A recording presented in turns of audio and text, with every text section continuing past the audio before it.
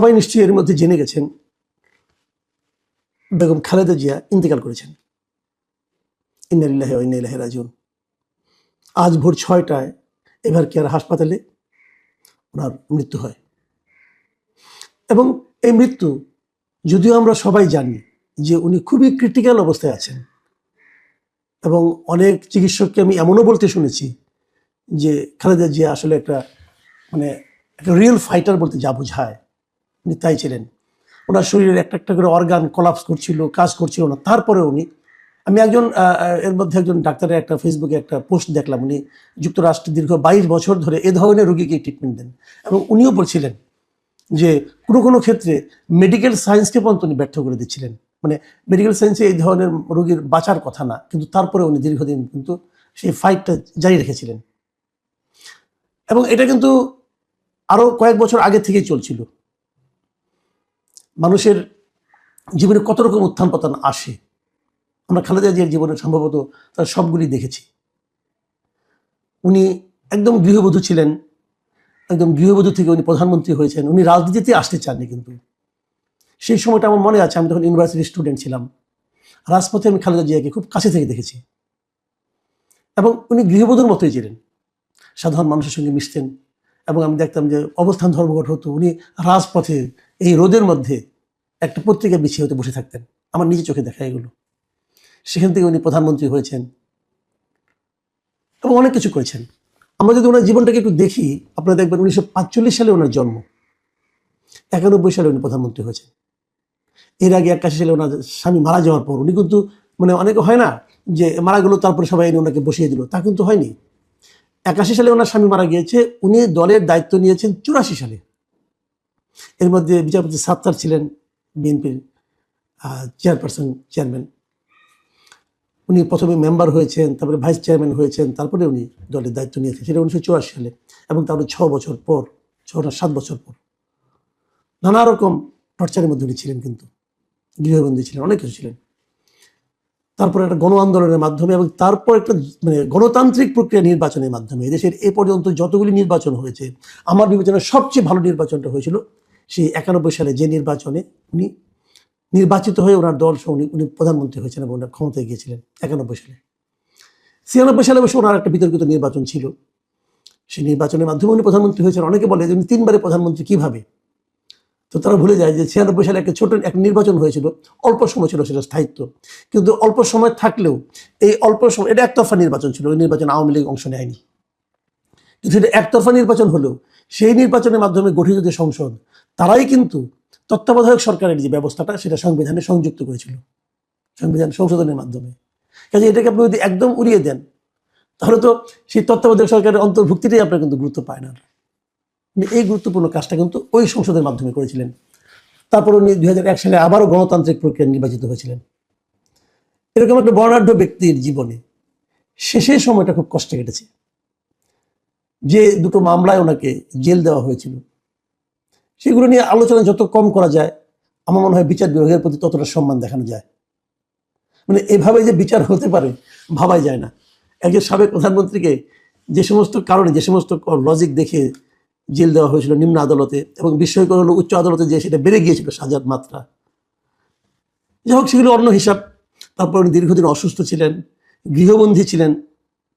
তো এই সমস্ত ঘটনা আমরা দেখেছি, এবং আমি নিজে এখনো মনে করি, এবং তখন আমি বলেছিল, এগুলি যতটা না বিচার ছিল তার চেয়ে বহুগুণ বেশি ছিল ব্যক্তিগত রাজনৈতিক প্রতিহিংসা। আমি বলবো বাংলাদেশের ইতিহাসে ভয়ঙ্কর রাজনৈতিক প্রতিহিংসার শিকার যদি কেউ হয়ে থাকেন, বেগম খালেদা জিয়া হয়েছেন। তারপরে ওনাকে কখনোই আপোষ করতে দেখিনি। 2024 নির্বাচনেও কিন্তু ওনারা আপোষ করেননি, অনেক আপোষের প্রস্তাব এসেছিল, করেননি।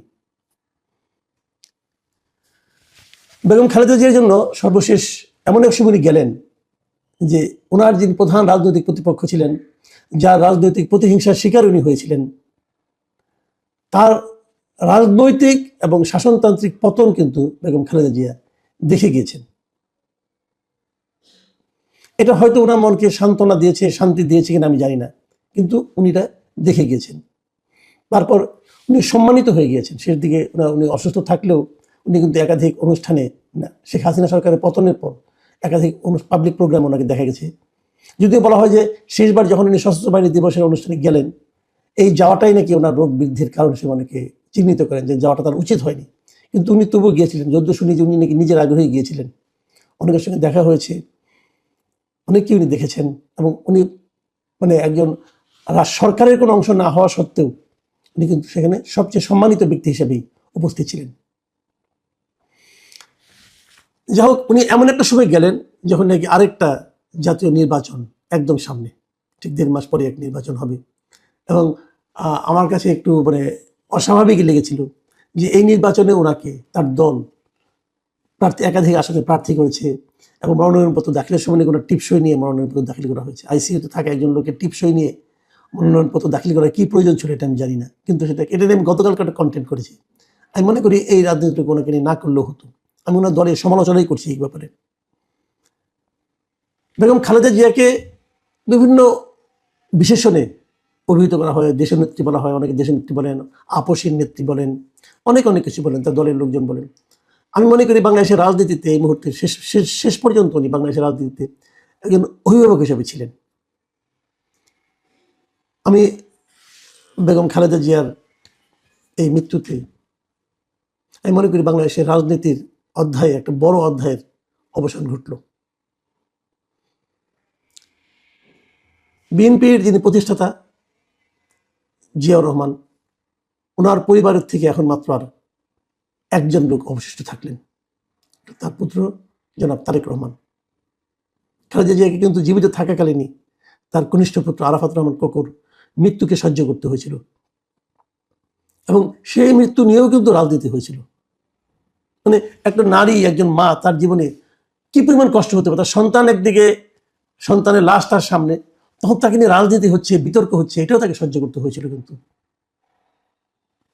আমরা চাইবো, আমি ব্যক্তিগতভাবে চাইবো যে বাংলাদেশের রাজনীতিতে এই ধরনের অপরাজনীতি এখন আগামীতে যেন আমাদের আর দেখতে না হয়।